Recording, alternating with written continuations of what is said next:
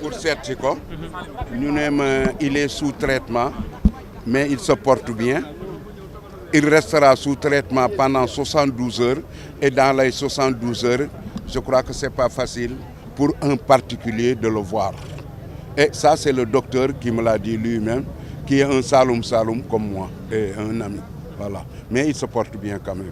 Mais pour les autres, je crois que les autres leaders de l'opposition, je crois que l'organisation et le combat doivent continuer. Il est malade, mais il faut qu'on prenne le relais et qu'on continue à faire le combat parce qu'il n'est pas question de lâcher prise. Il faut que Macky Sall sache que le Sénégal ne lui appartient pas et que Sonko doit être candidat aux prochaines élections présidentielles. Et ça, c'est pas négociable. Lui, il ne doit pas participer. C'est lui qui a fait la Constitution. Et il a dit dans la Constitution que personne ne peut faire plus de 2 mandats. 2 mandats successifs, on ne peut pas aller au-delà. Et lui-même, il l'a répété partout. Major et tous les ténors, à l'époque de son parti, l'ont répété. Il n'est pas question qu'on revienne là-dessus. Macky Sall doit savoir que les Sénégalais, dans leur immense majorité, ne peuvent pas admettre qu'il se représente, ne peuvent pas accepter qu'il soit président au-delà de février 2024. Ce n'est pas possible. On en a assez. Et avec ça, il n'y a plus d'espoir. Les gosses que nous avons vus lorsqu'on a organisé le meeting, des gosses sont venus me voir. Ils m'ont dit, doyen Goumbele, regarde-nous. Mais on est des morts vivants. Ils n'ont pas d'espoir. Leur seul espoir, c'est Sonko. Et ils n'accepteront pas que Sonko soit sacrifié. Ça, il faut que Macky Sall et son équipe le chassent. Il peut sortir des blindés, tout ce qu'il veut, des canons, tout. Les gens ne le laisseront pas faire. Cependant, nous ne sommes pas pour la violence. Parce que la violence n'arrange personne. Et que les Sénégalais aussi ne veulent pas la violence. Parce que la plupart des Sénégalais, c'est des gens qui vivent du jour au jour. Quand le pays est bloqué 24 heures seulement de temps, ils souffrent. Donc personne n'aime la violence. Mais cependant, Macky Sall est en train d'imposer la violence à l'opposition. Et ça, les Sénégalais ne peuvent pas l'accepter. Et avec sa méthode, ses méthodes actuelles, il renforce l'opposition. Il renforce l'opposition parce qu'il crée des mécontents qui vont encore continuer à se mettre avec Sonko, derrière Sonko. C'est ça qu'il doit comprendre.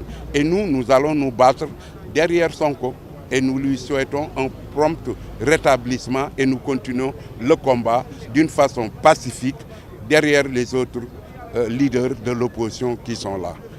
Alors, da nga ñëw ci wala rek bi nga ñëw di rendre visite Ousmane Sonko, est-ce que gis nga ko? Gisuma ko mais dem naa ba gis docteur bi ko yor. Docteur bi koy traité. Mu ne ma il est sous traitement pour 72 heures. Dans ces 72 heures-là, il faut le laisser au repos et au calme. Il prend ses médicaments et vraiment xéewal la. Maanaam dara kii maanaam daal y a rien à craindre pour lui pour le moment. Waaw mais nag il prend ses médicaments, il est sous traitement pendant 72 heures, ça fait combien? 3 jours, hein? Waaw kenn mënu koo gis sauf les intimes, la famille.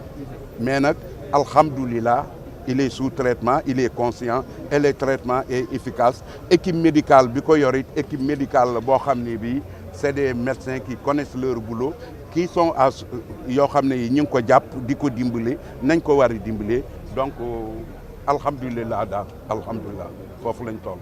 ñun nag li ñuy laaj Sénégalais yi ak jeunes yi ak ñëpp l'organisation moom c'est la pression sur Macky Sall nañ ko continuer mais d'une façon pacifique. Ndax Sénégal fii mu ne buñ bloqué réew mi rek pendant 24 heures il y a des Sénégalais qui souffrent donc il faut penser à ça et moi je souhaite que les jeunes lu ñuy def it bus yi ak alali jàmbur yi ñu moyu ko parce que ça ne mène nulle part di lakk bus yi dégg nga di lakk magasin jàmbur vraiment man bu ma sañoon ñu moyu ko parce que ça ne mène nulle part cependant nag on peut continuer le combat mën nañoo continuer combat bi mais d'une façon pacifique.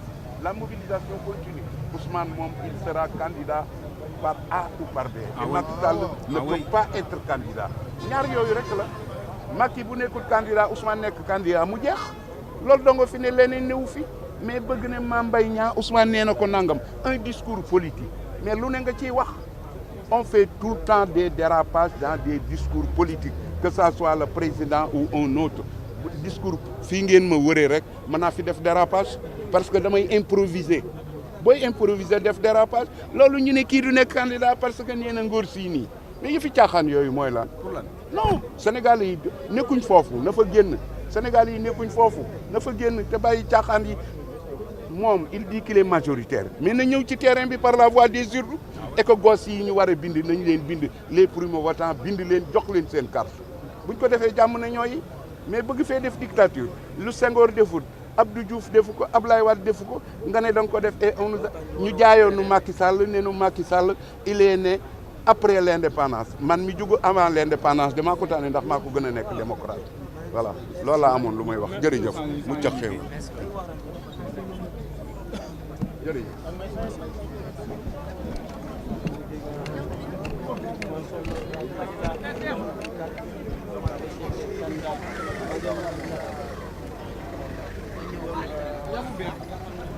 ana waa ji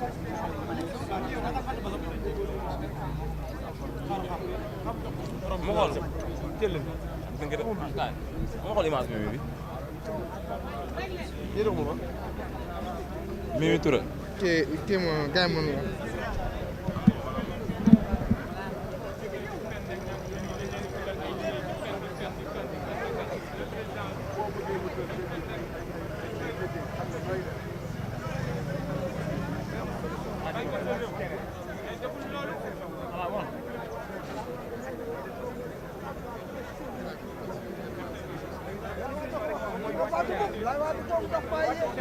nee na ku ñu dégg nga gëm ko sa affaire la promesse s'engage que celui qui croit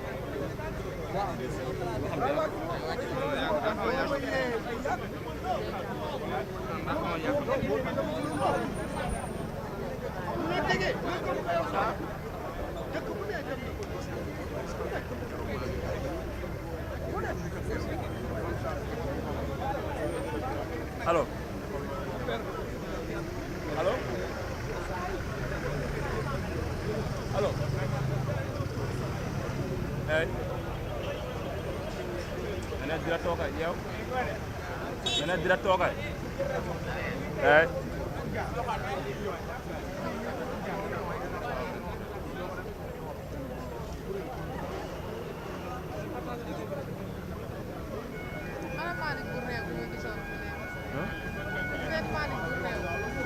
Mal dem na